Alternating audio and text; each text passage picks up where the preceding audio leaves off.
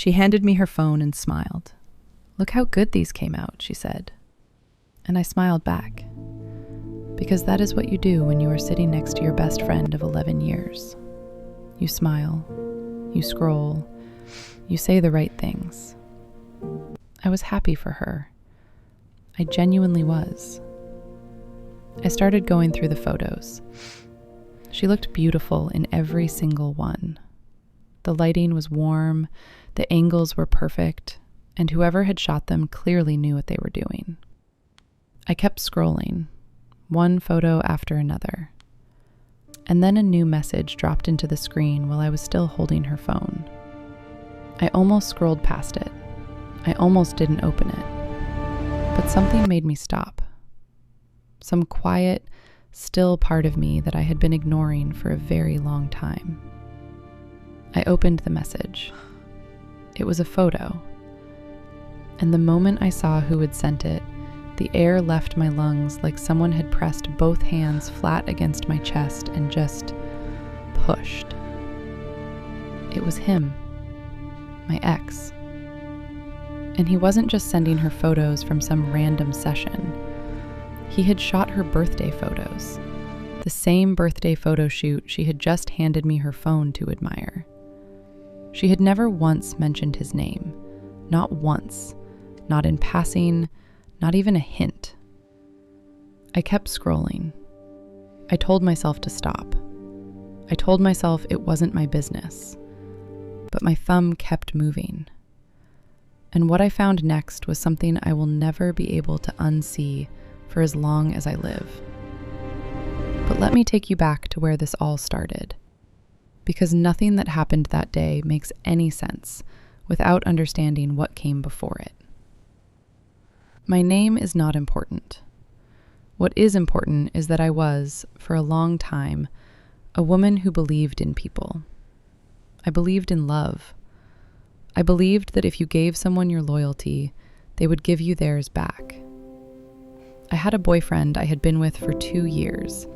Steady, attentive, the kind of man who remembered small things, who called when he said he would, who made you feel like you were the only person in any room he walked into. His name for this story is Marcus. And my best friend, the one I had known since we were teenagers, the one I called when anything happened, good or bad, the one who knew every honest thing I had ever said out loud, her name for this story is Diane. I trusted both of them completely. That was not stupidity. That was not weakness. That was just me, doing what people do when they love someone. You trust them. You give them that. You stop checking over your shoulder because you believe the people standing behind you are safe. I had no reason at the time to think those two trusts were about to collide and take everything I had with them. An old friend had come back from living overseas. We had been close years ago. Nothing romantic, just the kind of easy friendship you build when you are young and the world still feels open and uncomplicated. He had been away for 3 years. He reached out when he landed, and we made plans to catch up over drinks at a quiet bar across town. Simple, innocent, the kind of thing that happens between old friends every single day. But I knew Marcus, and I knew that if I told him exactly what it was, a casual evening with a male friend who had just come back from abroad, he would not have liked it. He had his jealous moments, and I had learned over 2 years which battles were worth picking and which ones were easier to step around. So I told him I had a work event, a team outing, nothing big. I would be home by 10. I told myself it was a small lie, a harmless one. I told myself that because the truth was innocent, the lie covering it was innocent too. I was wrong about that, but I didn't know it yet. So I went. We sat at a corner table, low lighting, soft background music, 2 old friends filling in 3 years of missing time. He told me about the places he had been, the work he had done, the strange and funny things that happen when you rebuild your life somewhere unfamiliar. I told him about my job, about Marcus, about the ways my life had quietly shifted since he left. We laughed, real laughter, the relaxed, unhurried kind that only happens when there is nothing to prove. It felt like exactly what it was. Two people who used to know each other, remembering that they still did. And then I looked up toward the entrance, and Marcus was standing there. My stomach dropped before my brain could process anything. My hands, which had been loose around a glass, went cold in an instant. I watched him scan the room slowly. I watched the exact moment his eyes found mine across the space between us. He walked over, not fast, not slow. The walk of someone who has already decided what they are going to do. "Is it a drink I can't buy for you?" The words came out low, almost quiet. But there was something underneath them, tight and controlled in the way that things are right before they stop being controlled. "Of all the things I've done for you, you think I can't bring you somewhere like this?" My old friend put his hands up, calm, reasonable. He said his name, explained who he was, said clearly that there was nothing here, that they were old friends, that this was completely innocent. Marcus didn't look at him once. He kept his eyes on me. And then his voice lifted, not all at once, gradually, deliberately, like a volume dial being turned by someone who knew exactly what they were doing and wanted everyone in the room to know they were doing it. He wanted the turned heads. He wanted the silence spreading table by table. He wanted me to feel every single eye. The waitstaff arrived within a few minutes. There were quiet words, a firm hand, a guided exit. The door closed, the music kept playing. And I sat across from my old friend in a room full of strangers who had just watched the whole thing. My face burning, my hands pressed flat against my thighs to keep them still. I have never wanted to disappear the way I wanted to disappear in that moment. Not from embarrassment alone, though that was there, sitting heavy on my chest, but from the sheer helplessness of it, of having done something innocent and having no way to make it look like what it was while it was happening. I sat in my car for a long time before I could even start the engine. My hands were on the wheel, but I wasn't going anywhere. The bar was behind me, its windows throwing warm yellow light across the parking lot, and I just stared at it like it owed me something. I drove home without really driving. I don't remember the turns, I don't remember the traffic or the lights or how long it took. What I remember is the sound of my own breathing, uneven, catching in my throat, and the way I kept pressing my lips together to hold back something that was building and had nowhere left to go. By the time I pulled into my street, I had stopped trying. The tears came the way they do when you have been holding them back for too long. All at once, uncontrolled, the kind that don't wait for you to be ready. I sat in the parked car with the engine off and let it happen. But even through all of it, one thought kept cutting through everything else, clean and sharp and completely impossible to push away. He had known exactly where I was. I hadn't posted anything. I hadn't told anyone at work. There was only one way that information could have traveled from me to him. And that path led through exactly one person. I wasn't ready to finish that thought yet, so I pushed it down, got out of the car, went inside, and reached for my phone to call Diane. She picked up on the second ring. I told her everything. The bar, Marcus walking in, the scene, the waitstaff, the drive home. I typed none of it and said all of it. She listened without interrupting, and when I finished, she said what I needed to hear. That I hadn't done anything wrong. That catching up with an old friend was not a crime. that what Marcus had done in that restaurant was not love. It was control dressed up to look like it. I told her I didn't fully blame him. I had lied. I had put myself in a position that looked worse than it was, and that was on me. "So what are you going to do?" she asked.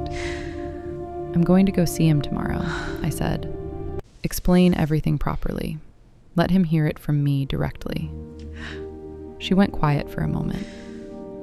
"You're going to apologize to him after what he just did to you in front of all those people." "I lied to him, Diane. I have to own that part." She didn't agree, but I wasn't looking for agreement. I was looking to fix something, and fixing it meant going first. I went to Marcus the next morning. I sat across from him and I explained everything calmly. Who my old friend was, how long we had known each other, why I had kept it from him, why the lie was wrong, even though what it was covering was not. My old friend called him directly to confirm it, said the words himself, told Marcus there was nothing between us and there never had been. Marcus said we had coordinated it, that the call was damage control, that I had gone behind his back, gotten caught, and then built a clean story around it. He had made up his mind before I walked through the door, and nothing I said or showed him was going to change it. 2 weeks later, we were done. There is a specific kind of pain that comes from being left for something you didn't actually do. It doesn't hit you all at once. It just settles in quietly and stays. I had told the truth after the lie, and it still wasn't enough. I went home that evening and sat with that. Just sat with it. A month passed. Diane had a birthday photo shoot. When the photos came back, she was glowing, excited, passing her phone around to everyone who would look. She handed it to me one afternoon at her place, and I started scrolling through, genuinely glad to see her happy, genuinely trying to move past my own quiet grief and just be present for the person who had been there for me through it. I was on the 14th photo when the screen lit up with a new message. I almost let it go. It wasn't my phone. It wasn't my business. I was a guest in her home, doing her a favor. I had every reason to set the phone face down and wait for her to come back from the kitchen. But the name on the notification sat there for 3 full seconds before the screen dimmed. And I knew that name. My thumb moved before I made a conscious decision to move it. I opened the message. It was a single photo, a close-up portrait, beautifully lit, her face angled just slightly to the left. Professional, careful, the kind of image that takes someone who truly knows what they are doing. I looked at the contact name. I looked at the photo. I looked at the contact name again. Marcus. Not a different Marcus. Not someone who happened to share the name. His profile photo was right there, the same one I had looked at hundreds of times across 2 years. The same man who, 1 month ago, had raised his voice in a crowded room and made sure everyone in it turned to look at me. He had shot her birthday photos. She had been alone with him, in a studio, a park, wherever they had done this, and she had laughed and posed and let him direct her. And in the 4 weeks since Marcus and I had ended, since I had cried to her on the phone and sat in her living room while she told me I deserved better, she had never once said his name. I could hear her in the kitchen, the fridge opening, a drawer sliding shut, completely calm, completely ordinary. I kept scrolling. I should have stopped. I know that. But something in me had moved past the place where stopping felt like an option. I went back through their full conversation, scheduling messages, photo previews, small talk, and then, buried between all of it, screenshots. Screenshots of messages I had sent Diane. My words, my exact words, sent to her in the dark of that night when I was sitting in a parked car, unable to breathe, pouring everything out to the one person I trusted without question. She had taken every word I sent her and forwarded it directly to Marcus. Not after, not days later when things had cooled, right then, while I was still on the phone with her, while she was still telling me I deserved better. She had built the case and then called me back and held my hand through the aftermath of it. The room did not spin. I did not make a sound. What I felt was something colder and quieter than shock. A slow, steady settling, like watching fog clear off a landscape you thought you knew, and realizing the shape of everything underneath was different from what you had believed. For a moment, every calm and reasonable part of me went completely offline. My body wanted to do something my mind knew I could never take back. I stood very still. I breathed. I waited for the feeling to pass. She came back from the kitchen a few minutes later. I looked up at her. I handed her the phone. "The pictures are beautiful," I said. She smiled and said thank you. I went home and I did not sleep. I lay in the dark and I went through all of it. Every conversation, every phone call, every moment in the weeks after the bar where she had said exactly the right thing and I had taken it straight into my chest like it was medicine. I thought about everything I had ever told her. The things I had said about Marcus when we argued. The doubts I had admitted. The private, unfinished, vulnerable thoughts that you only say out loud to someone you are completely sure of. All of it. Handed over. On her birthday, she sent me photos to post for her. I didn't post a single one. Instead, I put one line on my own page. No names, no details, just this. No one deserves to have a friend if this is what we call friendship. I did not go to her party. When she reached out asking why, when the messages came through about her disappointment and confusion, I let her finish. And then I said, "I know that everything I say to you ends up in screenshots somewhere, so I'd rather just keep quiet." She didn't ask what I meant. She said things about being hurt, about not understanding, about me being cold and distant without explanation. But she never once said, "What screenshots?" She never asked me to explain. She let those words sit there in the conversation, and she stepped around them. And in that silence was everything I needed to know. We never spoke again after that. 11 years. Not ended with a confrontation. Not ended with accusations and tears and a scene. Just silence. The kind that fills in slowly over days, and then one morning you realize it has set completely and nothing is going to move it. There is a specific kind of loneliness that comes after something like this. Not the loneliness of being alone. The loneliness of having to go back through your own life and reclassify things. Of watching old memories again from a slightly different angle and seeing what was always there in the background that you were too close to notice. I lost Marcus that year. I had found a way to make peace with that. What took longer was losing my idea of Diane. Not the person she turned out to be, but the person I had believed she was for 11 years. You don't just grieve the friendship. You grieve every version of yourself that existed inside of it. Every honest thing you ever said. Every hard conversation you trusted her with. Every moment you reached for your phone and chose her voice over silence. I was not naive. I want to say that clearly because it matters to me. I knew people were complicated. I knew relationships required work and honesty and sometimes hard conversations you would rather avoid.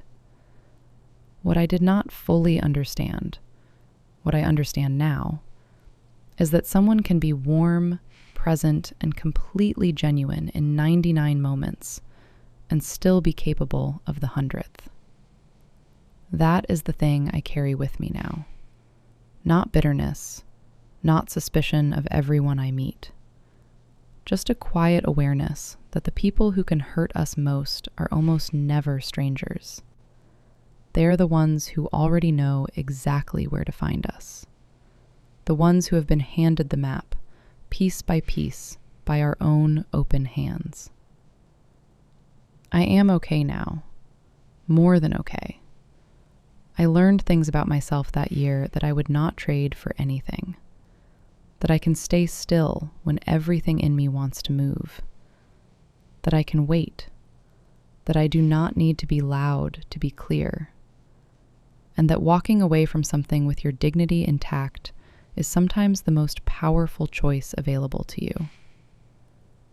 But I still think about that moment on her couch, phone in my hand, the decision to keep scrolling. And I wonder, if you had been sitting there, holding that phone, and you saw what I saw, what would you have done? Would you have said something right then? Would you have walked out without a word? Or would you have handed the phone back, smiled, and waited, the way I did? Tell me in the comments. I read every single one.